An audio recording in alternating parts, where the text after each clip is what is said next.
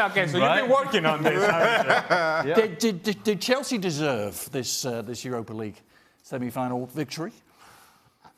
I would suppose that I am just going to say Chelsea's a better team than Eintracht Frankfurt. Yeah.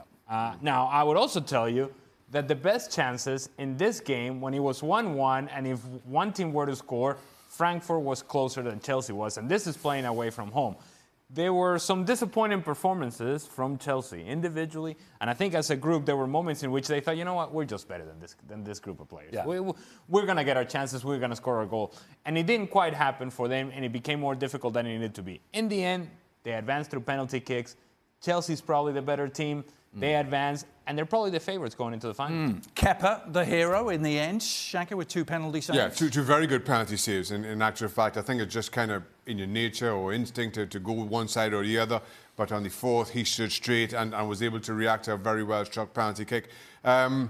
I don't think he offered an awful lot during the course of the 90 or 120 minutes, but then came up very big indeed in the penalty shootout, which is not easy to do. Looked like it was going to be fairly routine for Chelsea after Ruben Loftus-Cheek gave them the lead. Where's he been, by the way, all season long? He looked great.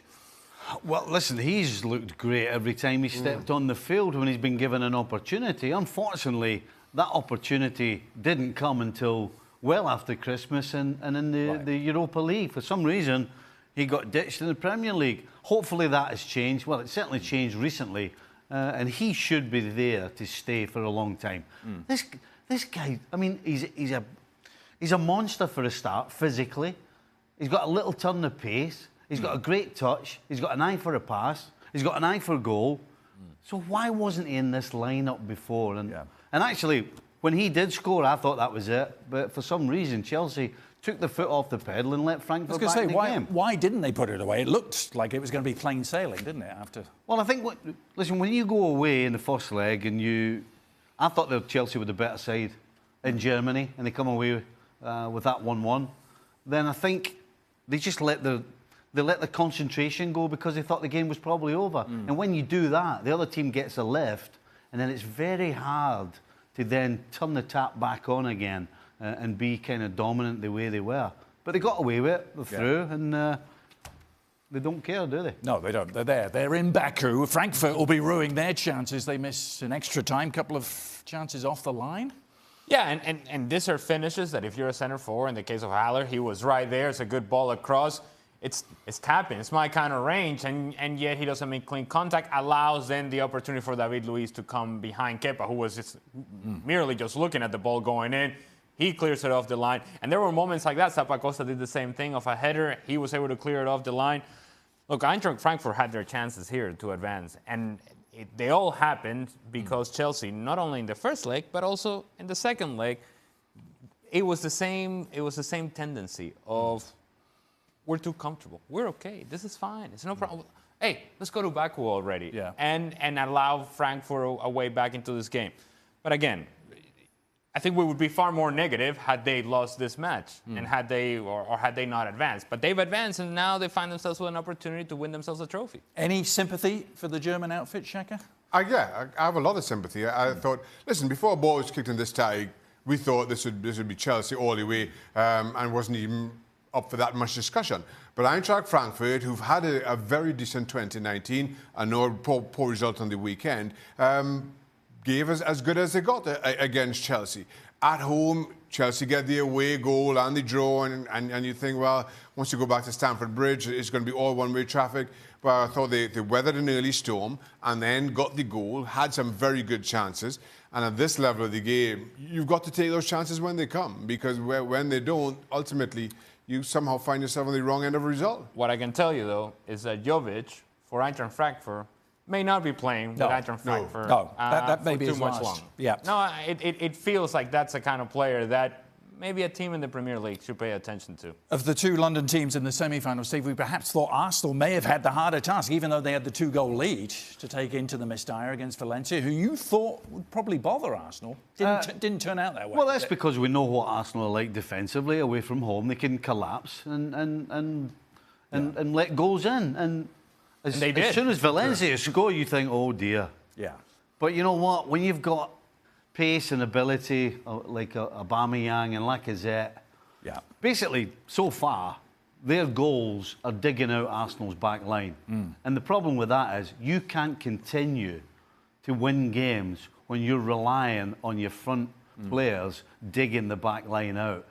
Yeah, they do in the Europa League, though, and those front two get it done. So why can they beat the likes of Napoli and Valencia with ease in the Europa League, but they can't beat Brighton and they can't beat Crystal Palace in the Premier League? It's puzzling. Well, yeah, it is puzzling, but at the same time, it's not. Because it's the personality that still remains in this team in Arsenal, that at times they just play down to the opposition. At times they get bored of playing. At times when there is no time and space, like Brighton sometimes may just put numbers behind the ball and make it difficult for them. You can't utilize the speed of, like I said, you can't utilize the speed of Aubameyang because there's no space in behind. So now you have to be able to create your own chances. And they haven't done that consistently. And there's also another thing about Arsenal. Look, defensively, they got their issues. And when you're a team that you know, everybody knows, they know it inside the locker room, that they have their issues, you feel like you have to be perfect in the attacking half. And there are moments, there are games, we all know this, in which you can't be perfect in the attacking half. And the more that you feel like you have to score goal after goal after goal, then it makes it more difficult for you because then the pressure ramps up. And so every single opportunity for, like I said, Aubameyang had to go in today. There were chances for Valencia here. It's not like Arsenal was comfortable. They became comfortable because Aubameyang, like I said, did something special.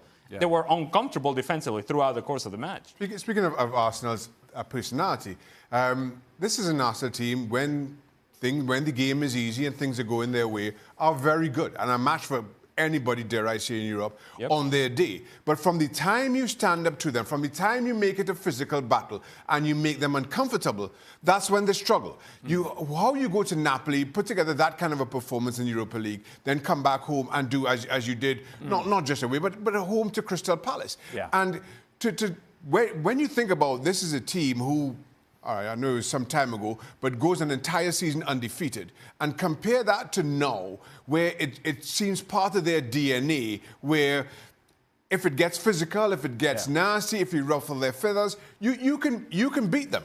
Do you think that Unai Emery complicates things for Arsenal in the Premier League away from home?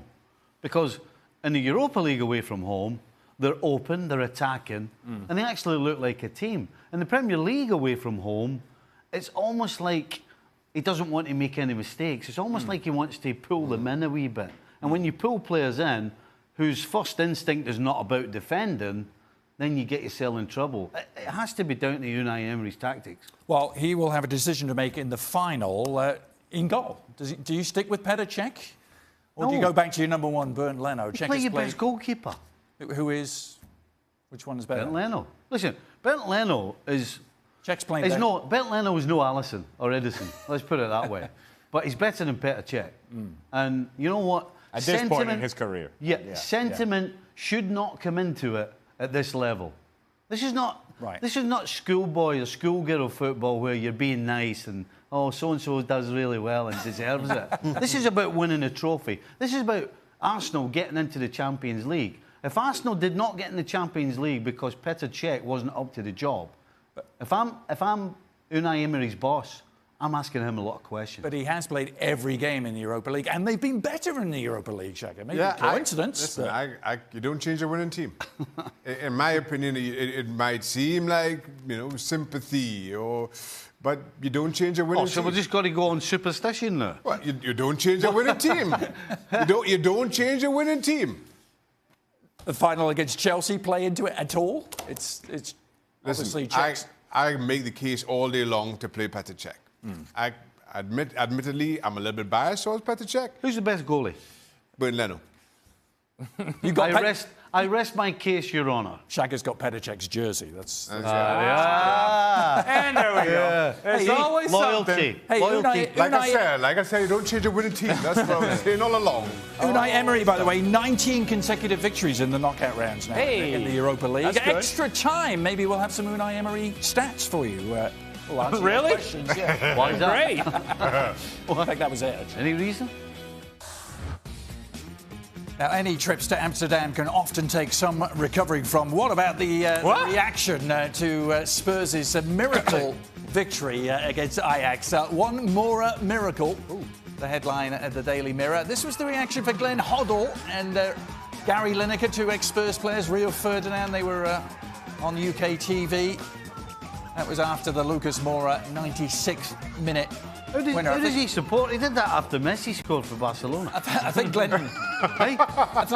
Hoddle got an elbow in the face there from Rio Ferdinand. Of course, he's just recovered from heart surgery as well. The great English midfielder.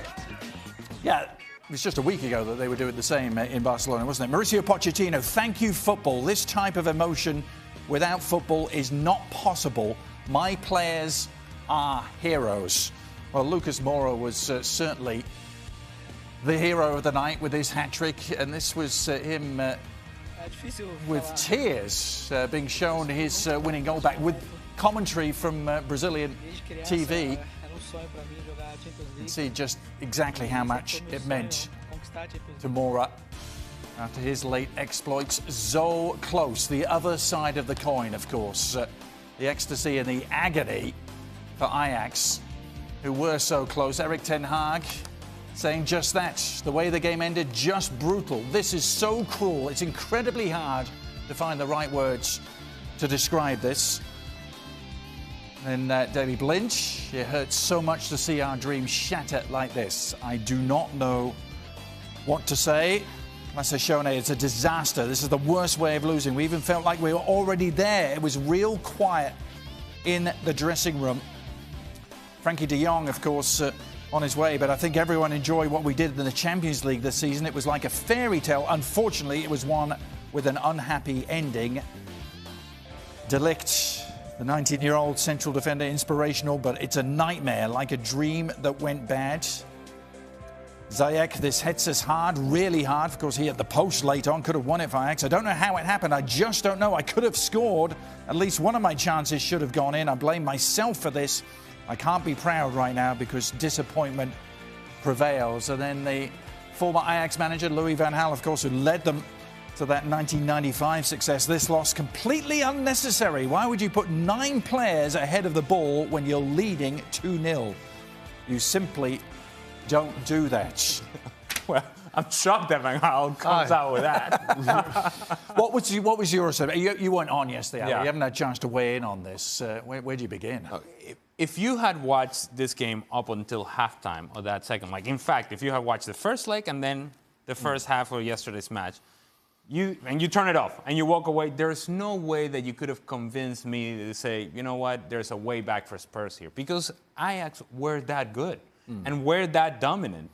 And yet, it was the first time, really, that we have seen Ajax in these very key matches against Juventus, against Real Madrid, where they've been open and they've gone at people and they've attacked and they've been themselves. In the second half of the second leg against Spurs, it was the first time in which they were protecting something rather than being themselves.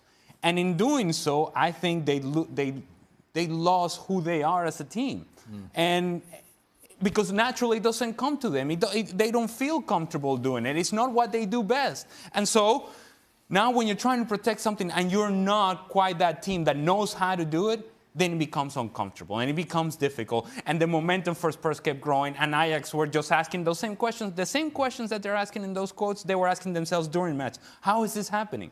How is this happening? Instead of finding solutions on the field, while you were asking yourselves those questions, Lucas Moura is breaking through and scoring the game-winning goal, and Spurs goes through. What was your reaction, Stephen, to seeing all those quotes from Ajax players and managers? The one line that stood out for me was Lassashoni when he hints that we almost thought we had done it. You guarantee when you get that mental state, you drop a level. Yeah. And there's no question they Is that what they did level. in the second half? They just thought they were there, yeah? Well, I agree that, they can only play one way. They certainly can't defend. But if you're going to set about finishing this game off with the mindset that the game's already done and dusted, then you're putting yourself in a position to fail. And that is exactly what they did. The worst thing that could have happened to Ajax is halftime. Because they actually got time to think about it. and sit there and think, well, okay, we're up 2-0, it's 3-0. Oh, look at us. We are going to Madrid. Liverpool, here we come. That's it. We're there. And the more they thought about it, it felt like it in the second half. There's a team that was thinking about it rather than executing what they had been so good at over the last month and a half. What you saw from Ajax, particularly in the last 2 rounds, as contrasted with this game against Spurs, is a youth. As good as they were against Real Madrid and Juventus in their wins, you put that down to a naivety of youth and refusing to be beat. But then all of a sudden you turn that around in the semi-final, you're up. Spurs, obviously, after the break, get the goal, they're on the up. And that naivety, that inexperience, you aren't able to make the necessary adjustments at the back. You aren't able to make the necessary adjustments tactically. And as a result, you go down. So it comes with the territory. We can't praise them for the previous 2 rounds and then be overly critical this time around. In terms of gut-wrenching ways to lose, Barcelona and Ajax this week, was Ajax's worse in the manner it happened? I think so. Because Barcelona had the 3-0 lead, didn't they? Ajax only had the 1-goal lead to start off with. The fact they're at home, right? Well, my heart bleeds more for Ajax, but that because of how young this team is and it's a team how that's going to get impact. It's a team that's going to get broken up. Yes. On the other hand, you look at Barcelona and their talent and the money that they spend on putting together their squad, and you do that. I've got absolutely no sympathy for them. None. They should be able to handle that period of a game over the course of 90 minutes a whole lot better than I ever expected Ajax to. Look, the truth is Barcelona got destroyed. And I mean destroyed. And they were frozen by fear, which you don't expect from Barcelona. Ajax were not entirely destroyed. They played well. And then they fell apart. And in that moment, that's when you're talking about youth. And the same youth that we have been very supportive of and said, it's so great to see these guys play and express themselves the way they do. It's the same youth that yesterday did not allow them to close the match out. You know, Go on. Liverpool outplayed Barcelona the way that the game, and everybody's eyes are supposed to be played these days. Pochettino's a brave man. He said, you know what, we can't try and outplay this team. But what we can do is we can stick a big guy up front and put pressure on them. The old-fashioned way. And he wasn't afraid to do that because there's a lot of coaches wouldn't have done that. You've got to give him praise for doing that. To your point, Valverde did not make a change. He did not change the way the team was playing. Nope. Ajax did not change the way that the team was playing. Pochettino made the adjustment, made it more direct and said, all right, deal with the big guy. And they couldn't. Well, some people thought Pochettino should go to Madrid to try and win something. Well, he's going to get that chance now, isn't he?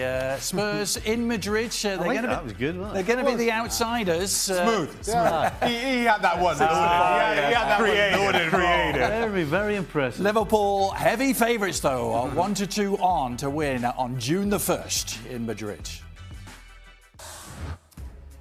Now, they do say, do they not, Ali, that variety is the spice of life? Do they? Yes, I've heard it said. It's an all-England affair for the Champions League and the Europa League. Chelsea and Arsenal in Baku, Liverpool and Spurs in Madrid. One man who doesn't like it, Peter Bosz, the Bayer Leverkusen manager, saying this: the Premier League already has the most money. 4 clubs from that league reaching the finals is not good for football. I mean, I'm sorry. Did other teams not have an opportunity to knock these teams out? Did Barcelona lose because they didn't have as much money as Liverpool? Huh? What is this guy talking about? Look, these are games and results that are decided on the field. And Barcelona had a chance, and Spurs, obviously, that they advanced, and then Ajax had a chance because there was so much that could have gone in any different direction. Real Madrid had a chance. Juventus had a chance. Are they English? They're not English. Bayern Munich, they had a chance. Are they English? PSG? Did they not have enough money? What is this guy talking about? I never heard them 3 or 4 years ago when all the Spanish teams were doing well in all the European competitions, and we had all these arguments about, oh, is the Premier League better than the Spanish League and blah, blah, blah. So Mr. Bosz wasn't opening his trap then, was he? Right? Yeah. The English clubs 3 and 4 years ago had plenty of money, and it wasn't happening. I'm trying to remember. Spurs got out of their group by goal difference, right? Yes. Did Liverpool as well? Yeah, they both finished second in their groups. And it was like goal difference between them and Yep. third place. So, you know, you are goal difference away from getting out of your group, but you come good in the group stage because you manage your games a whole lot better and you learn from those experiences. You can't blame the money in English football for that. That's other clubs not making the most of their opportunities this season. Now, what happens as the money continues to grow in 10 or 20 years' time, we'll have to wait to see. But you can't put that on the English clubs or the money. Not this time around. Even within the English clubs, Spurs doesn't have the same amount of money that Manchester City does, and Spurs beat Manchester City. So what? I mean, this guy is. Where's the ball player in 2 years? Hold on a second. We've just been talking about a team that doesn't spend money, who probably are the unluckiest side ever not to be in the Champions League final. Yeah. Nothing to do with money. And by the way, just to confirm, you were right. They actually both got out of the group stages on the head-to-head record, not even goal difference. Liverpool and Spurs. The odds for those all English finals were Arsenal and Chelsea. Arsenal, the outsiders in Baku. Chelsea, the favourites. There's only one direct flight a week from London, by the way. Did they mention have you checked? It sounds like you've checked. I think we may be looked on it. Hey, don't miss the flight. It has been a tale of woe pretty much all season long for the Revolution, particularly over the last 4 games, where they have shipped an almighty 18 goals, 15 in the last 3, actually an MLS record over any 3-game period. And that proved to be too much for Brad Friedel to survive. Fired earlier today by the New England Revolution. His assistant Mike Lapper will take over on an interim basis, but Friedel lasted about a season and a third, 46 games. Dan Thomas. Oh, well done. Here we go, the real story. We've seen some unbelievable comebacks this week. This one, though, would surely top the lot. Yes, it would. Whoa! Stevie and Paul. I want to see them glasses make a comeback. And I tell you, there's nobody more qualified than this man to take over that job. Just for those that don't know, of course, Stevie and Paul used to be in charge together. He slept that in well, didn't he? At the Revolution. Be a comeback we'd like to see. Of course, we'd love to see it. We'd be buying tickets. And let me tell you, he's done it before, where he's taken over a team that wasn't going anywhere, and then all of a sudden, the agent talking over there, and they catch magic, and they feel it, make it to MLS Cup, successful runs, build a team, put it together. What else do you want? He may be old school, but this man knows what he's doing. This man knows what he's doing. Yeah. Ali, why do you want rid of me here? Hired! You want rid of me here? Let me tell you, you become the coach again of the New England Revolution, season ticket holder. Right there. I'm there every game. Shaka will be right with you as well. No. Shaka's always on the phone for tickets. Shaka calls for tickets. Yeah. So just briefly, Stevie, surprised the Revs made this move as quickly as they did? I am surprised. Yeah, listen, the Revs have always given their coaches time. Always. And that's the only reason. Listen, we're going on...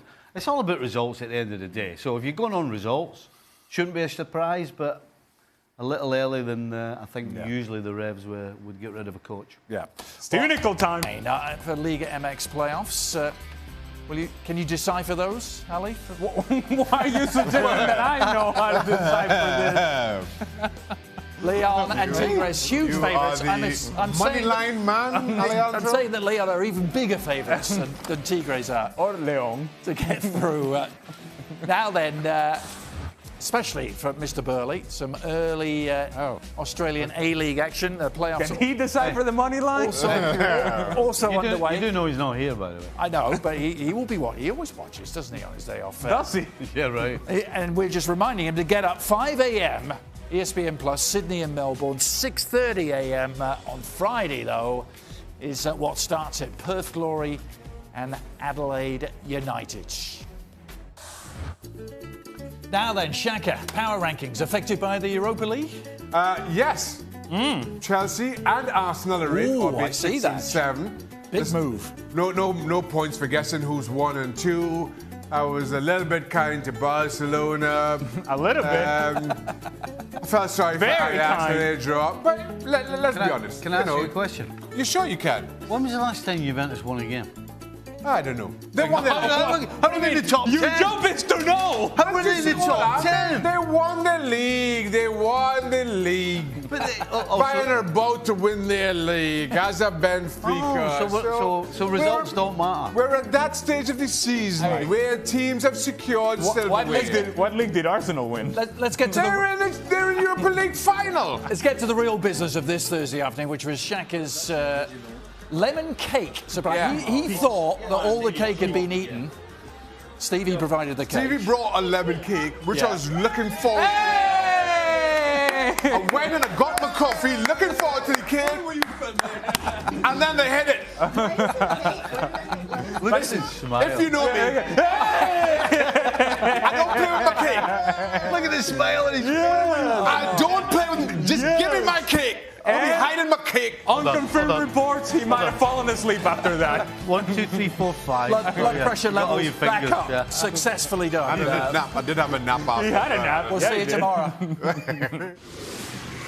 So, 4 English teams through to the 2 finals. You may have heard the news, Ali. Why are you telling me that? Well, we talked about it during the show. We did tease a little bit there'd be more on it in extra time. Antonio, do you guys think English clubs are going to dominate Europe for a while since they have much higher budgets than other European leagues? Nowadays, even Everton and West Ham have more money than Valencia and Picking on Napoli. West Ham.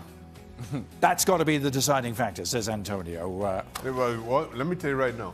West Ham ain't dominating Europe. Not yet.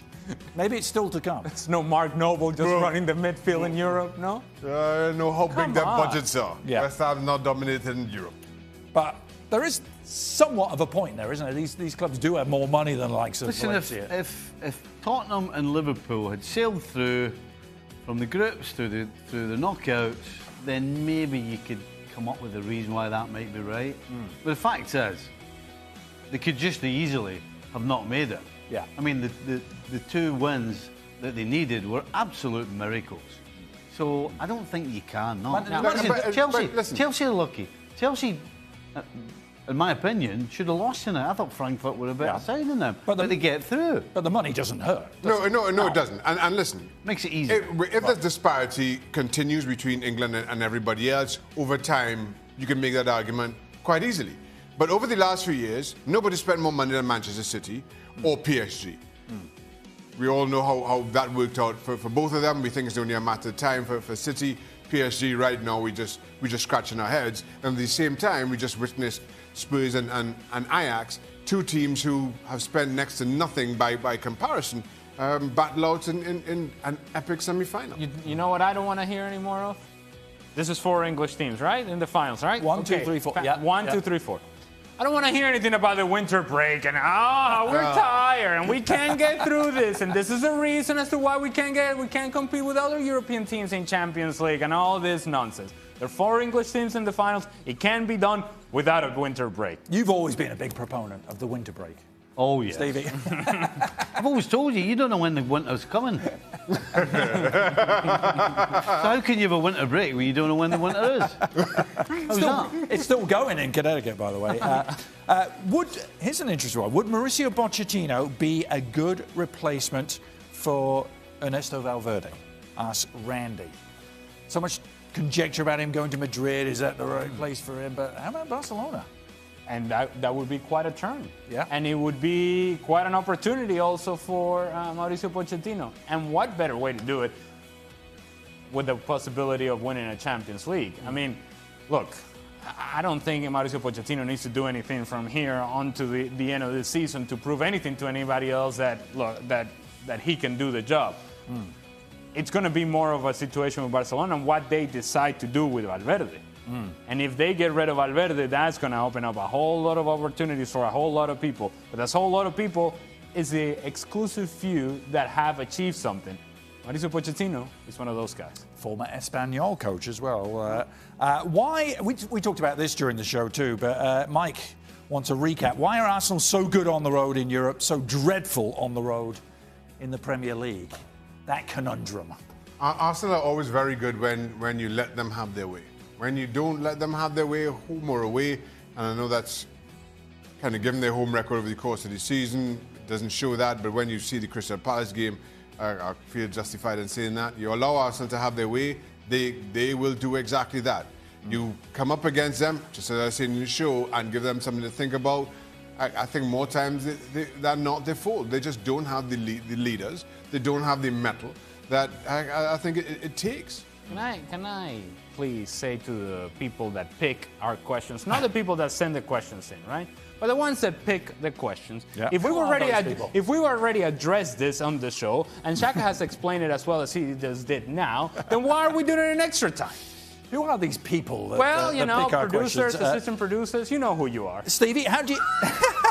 You know who you are. How do you guys feel about reports stating Philip Coutinho to be sold this summer for, in quotes, not being a Barcelona player? Also, are his talents wasted as a left winger? Is the question. Would you? I'm not sure. I'll answer the last one first. Yeah. And the first one last. Nice. I like that. Then I'll ask Just you to another. confuse everybody. Right. He's going to So confuse what was the last everybody. one? Right. So, listen, Philip Coutinho was bought by Barcelona because of what he did for Liverpool on the left. So there's no question the guy's got talent.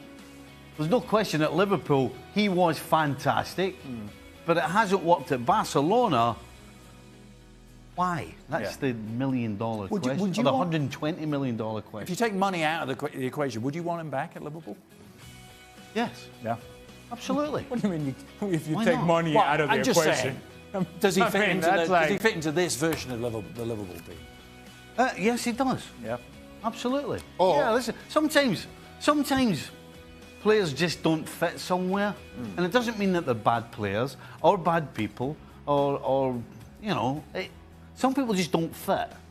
Clearly, Coutinho fitted at Liverpool because that's why Barcelona bought him. Unfortunately for them, hasn't worked yet. Or he could come to West Ham as we're about to dominate football.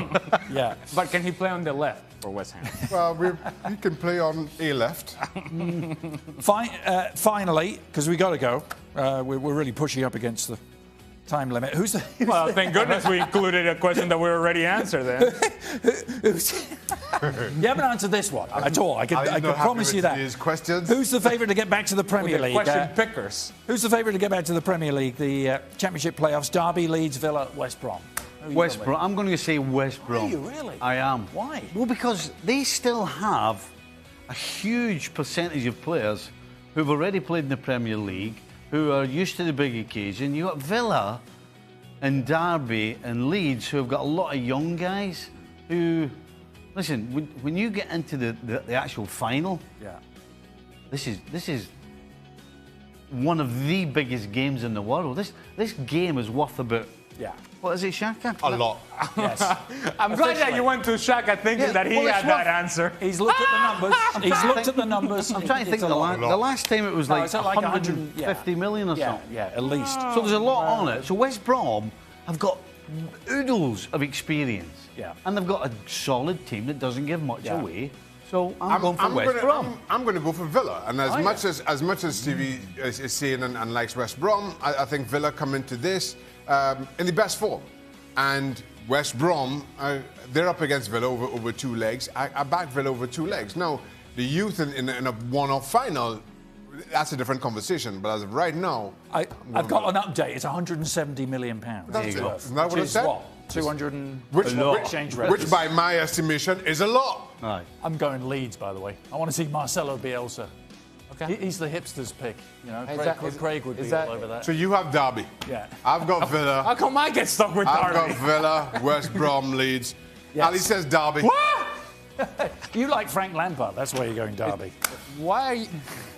Can we just go home? Don't ask. Can we go home? Yes, we can indeed. Thank you for staying the course. Derby? What happens to Bielsa if they don't go? Wow. We will. I thought that he was your guy. You don't know the answer to